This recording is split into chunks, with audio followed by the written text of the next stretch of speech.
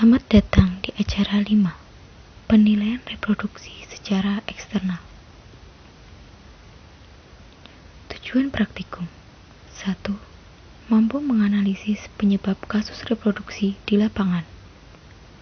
2. Mengetahui faktor-faktor yang mempengaruhi performa reproduksi. 3. Mampu mendiagnosa dan memberikan solusi mengatasi masalah reproduksi tersebut. Pada acara kali ini, praktikan akan mereview semua materi pada acara 1-4 untuk didiskusikan. Acara 1. Judging sapi jantan dan betina. Judging merupakan penilaian atau evaluasi konformasi sapi jantan dan betina untuk mengetahui kualitas sapi tersebut.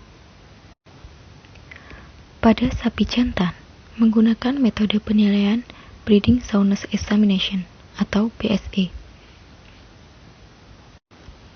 BSE merupakan prosedur pemeriksaan yang relatif cepat dan ekonomis untuk pemilihan pejantan yang baik yang akan dijual atau digunakan. Pemeriksaan BSE meliputi pemeriksaan fisik, pemeriksaan reproduksi, koleksi, dan evaluasi simen. Sedangkan pada sapi betina akan melihat general appearance, body capacity, dairy character, feet and leg, sistema mammary. Acara 2. Repeat breeding dan indikator performa reproduksi.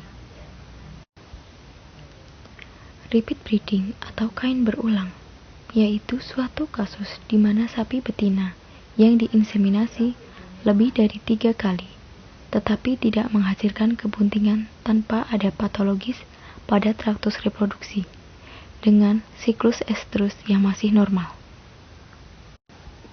Etiologi repeat breeding disebabkan karena kegagalan fertilisasi dan kematian embrio dini. Indikator performa reproduksi. Service per conception atau S/C. Banyaknya pelayanan inseminasi yang dilakukan hingga ternak menjadi bunting dalam satu populasi. Conception rate. Jumlah akseptor atau sapi betina yang bunting pada IB pertama. Calving rate. Presentasi jumlah anak yang lahir hidup dari hasil IB pertama pada kelompok induk. Calving interval. Jarak beranak antara kelahiran satu dengan kelahiran berikutnya. EPP atau estrus postpartum merupakan timbulnya gejala birahi pertama setelah beranak. Non-return rate. Presentasi betina yang tidak minta kawin lagi atau tidak birahi lagi setelah IB dalam waktu 60-90 hari. Days open. Jarak antara kelahiran sebelumnya hingga bunting kembali. Acara 3, Capita Selecta penyakit non-infeksius. Nanti coba dibaca lagi laporan dari acara ketiga ini. Seperti di hewan jantan ada persistent penilfrenulum, cryptorchidismus, hypoplasia testis, degenerasi testis, hematoma penis. Terus pada di betina ada hipofungsi ovarium, sista, dan juga kayak Free Martin. Nanti dikelompokkan mana yang disebabkan oleh genetik, hormonal, mekanik, dan nutrisi. Gitu ya.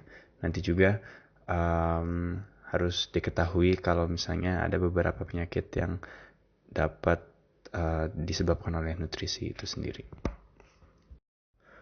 Acara 4, Capita Selecta penyakit infeksius. Diharapkan teman-teman membaca kembali laporan acara keempatnya mengenai penyakit infeksius jantan dan betina ini. Dan juga harapannya teman-teman bisa mengetahui mana sih penyakit yang bisa ditransmisikan secara vertikal dan horizontal, ataupun yang bisa ditransmisikan antara betina ke betina atau jantan ke jantan atau dari jantan ke betina. Lalu diharapkan teman-teman sudah mengetahui etiologi dari berbagai penyakit ini bagaimana mengambil sampelnya, bagaimana melihat atau mendiagnosa di lapangannya, dan mengetahui pencegahan atau penanganannya. Oke, pada penyakit jantan ada orchitis, epididymitis, vesikulitis seminalis, ampulitis, prostatitis, balanopositis.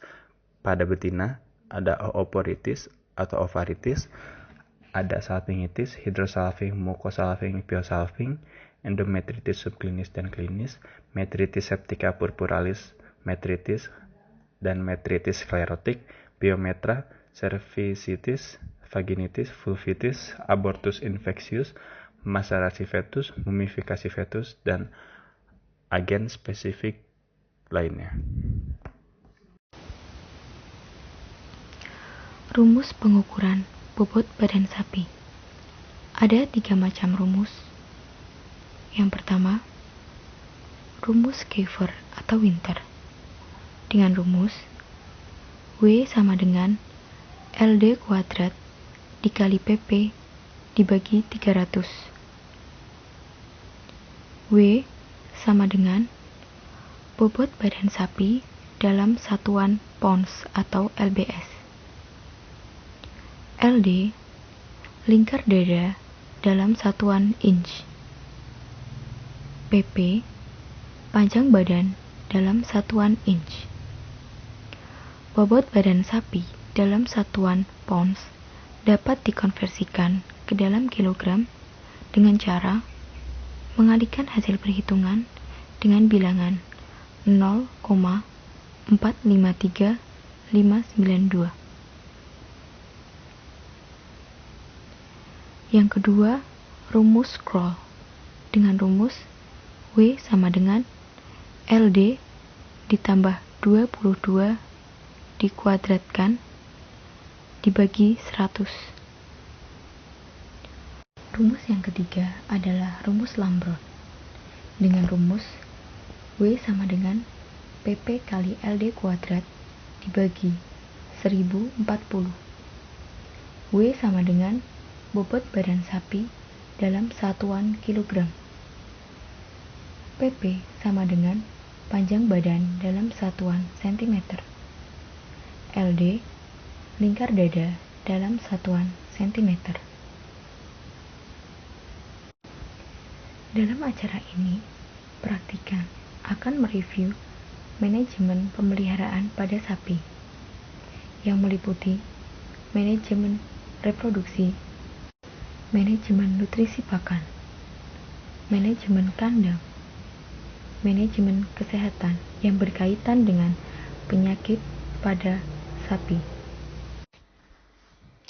Prosedur pemeriksaan organ reproduksi jantan dan betina diawali dengan memperoleh informasi ternak atau anamnesa dengan bertanya kepada peternak mengenai umur, induk, data partus, data birahi postpartus, leraran abnormal, data service per conception, data calving interval, data pakan, manajemen, produksi susu, dan data riwayat kesehatan. Kemudian dapat dilakukan pemeriksaan umum kondisi tubuh ternak seperti yang sudah kalian pelajari pada praktikum DKV. Untuk memperoleh diagnosa yang lebih spesifik, pemeriksaan khusus terhadap ternak perlu dilakukan untuk menentukan infertilitasnya. Pemeriksaan pada hewan betina dilakukan dengan inspeksi perineum, pangkal ekor, vagina, serviks, oviduct, dan ovaria. Inspeksi pada daerah perineum dan pangkal ekor dilakukan untuk melihat kondisi vulva. Normalnya, vulva akan tampak lebih kemerahan dan lebih tebal bila sedang estrus. Abnormalitas biasanya ditunjukkan dari leleran vulva yang banyak dengan bau yang busuk, yang dapat menandakan adanya infeksi. Pemeriksaan pada vagina dapat dilakukan dengan spikulum vaginoskop. Untuk pemeriksaan serviks, oviduct, dan ovaria dilakukan secara perektal. Tonus serviks dan oviduct dapat dirasakan bila sedang estrus. Tonus akan menurun seiring dengan turunnya estrogen. Pemeriksaan terhadap ovarium dilakukan untuk menentukan perkembangan folikel yang terjadi normal atau tidak. apakah terhadap sista folikular, luteal, ataupun hipofungsi ovarium. Pemeriksaan khusus hewan jantan sama seperti yang dilakukan di acara pertama, yaitu pemeriksaan testis dan epididymis, pemeriksaan penis dan glandula aksesoria. Dilihat apakah ada leleran abnormal yang keluar dari penis, apakah testis simetris atau tidak, ataukah terdapat abnormalitas saat ejakulasi dan sebagainya. Oke, selanjutnya kami memberikan beberapa studi kasus mengenai kasus-kasus yang dapat terjadi di lapangan. Harapannya teman-teman dapat menganalisa cerita narasi yang kami berikan dan menjawab pertanyaan-pertanyaan yang dilemparkan. Oke, yang pertama adalah studi kasus pertama. Bapak Sasongko mengeluh bahwa sapi betinanya memiliki siklus estrus normal namun tidak kunjung bunting walau sudah dilakukan IB sebanyak 4 kali oleh inseminator. Setelah dilakukan observasi, didapatkan hasil anamnesa dan pemeriksaan sebagai berikut. Sapi kurus, pakan diberikan jerami, air minum berasal dari air sumur dekat penampungan feses. Hasil palpasi perekal tidak ditemukan kelainan baik pada ovarium maupun pada saluran reproduksi. Nah, menurut kalian apa yang terjadi pada sapi Bapak Sasongko dan bagaimana penanganannya? Studi kasus kedua, terdapat sapi betina yang mengalami aborsi pada umur 6 bulan kebuntingan. Hasil anamnesa menunjukkan bahwa sapi tersebut dikawinkan secara alami dengan pejantan di peternakan yang sama dan bedding kandang jarang dibersihkan. Dokter hewan mendapati adanya reaksi infeksi pada propetium pada sapi jantan yang dijadikan pejantan. Dokter hewan juga mendapati adanya ulcer pada vagina sapi-sapi betina tersebut. Sebagai dokter hewan, apa yang menyebabkan kejadian tersebut dan bagaimana penularan terjadi antara kawanan ini? Bagaimana penanganan dan pencegahan yang baik bagi kasus ini? Studi kasus ketiga, terdapat sapi dara yang mengalami abortus pada umur 4 bulan kebuntingan. Hasil anamnesa menunjukkan bahwa sapi tersebut dikawinkan secara alami. Pada fetus ditemukan nekrosis di kotiledon dan berbagai bagian dari fetus. Kotiledon berwarna kuning kecoklatan dan adanya edema pada di antara kotiledon dan lapisan antara allantois dan chorion. Sebagai dokter hewan, apa yang terjadi pada kasus tersebut dan mengapa bisa terjadi? Bagaimana penanganan dan pencegahan yang baik? Studi kasus keempat, terdapat sapi betina mengalami aborsi pada trimester akhir kebuntingan. Hasil anamnesa ditemukan bahwa sapi dikawinkan secara IB, pakan jerami, tempat pakan jarang dibersihkan, dan bedding kandang lembab dan jarang dibersihkan juga. Pada pemeriksaan fetus ditemukan adanya plak berwarna putih di berbagai permukaan sapi dan kotiledon mengalami kebengkakan.